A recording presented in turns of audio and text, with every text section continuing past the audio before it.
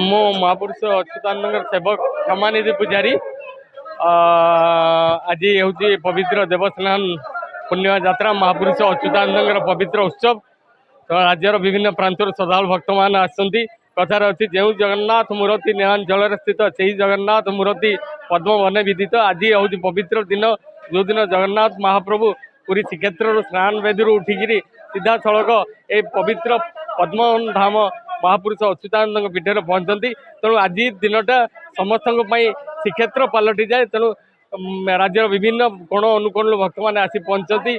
सेवायत मान तरफ निर्धारित समय सेवा पूजा संपूर्ण होती। मध्याह्न कोठभोग कार्यक्रम रही राति अधरपणा संध्या आलती ये तेणु समस्त श्रद्धालु भक्त मान को आम निवेदन करूँ श्रृंखलार सहित आसी दर्शन करूँ। राज्य पुलिस प्रशासन आम महापुरुष अच्युतानंद एवं गोपीनाथ जी आश्रम ट्रस्ट तथा पुलिस प्रशासन तरफ विभिन्न स्वेच्छासेवी अनुष्ठान तरफ ये शांति श्रृंखला रक्षा कर आशा करुँच निश्चित भाव में आज पवित्र दिन में समस्त श्रद्धालु प्रभु को दर्शन कर सानिध्य लाभ करेंगे।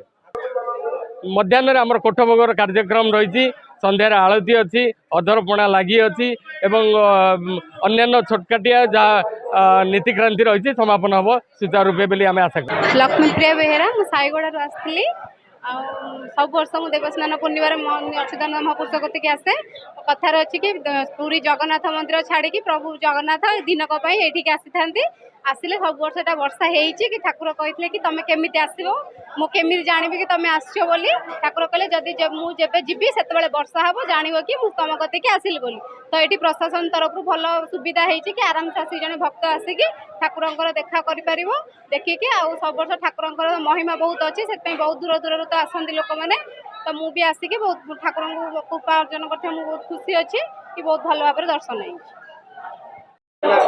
मिनती साहू को नगेशपुर आसी आम प्रति वर्ष देवस्नान पूर्णिमा आसू तो बहुत भल सुविधा अच्छी बारिकेड कर प्रशासन आसवा जा बहुत भल हो गाँव को तो 21 वर्ष है आस कि प्रत्येक संक्रांति रे आम आसू एमती अलग दिन भी आसू आम बाबू ये न आसिले जमा भल लगे।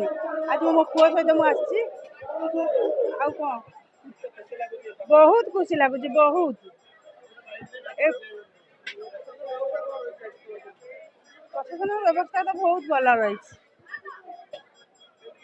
आपण मैंने जानते आज ए पीठ गोटे पवित्र दिन एवं ए अंचल लोक मैंने वर्ष तमाम अपेक्षा करते आज दिन में आसिक महाप्रभु आज समाधि नहीं महापुरुष अच्युतानंद और पीठर से दर्शन करने गोटे भक्ति भावावेग आसती एवं दिन भरी 24 घंटा धरी दर्शन अनबर चलता है। आज सका 5टा AM रु दर्शन चली ए वर्ष जेहेतु बहुत समागम जनसमागम हुए लोक मानकर श्रृंखलित भाव में केमती दर्शन करेंगे से आम धाड़ी व्यवस्था करूँ क्यू व्यवस्था पर्याप्त परिमाण में करमर यह गोटे उद्देश्य रही जो भक्त मैंने आसवे से ठीक भाव में आसी महापुरुषों दर्शन करेंगे गाड़ी घोड़ा जो मैंने आणवे तार पर्याप्त पार्किंग आम व्यवस्था कराई ट्रैफिक रेगुलेशन ट्रैफिक मैनेजमेंट करने पर्याप्त स्टाफ आम देचु एवं पाखे मेला ग्राउंड अच्छी बुलायापी लोक उपभोग करने जाती तो तापाई व्यवस्था कराई एवं सबुआड़े आम यह चेष्टा करूँ जे लोकंर तो समागम यथेष्ट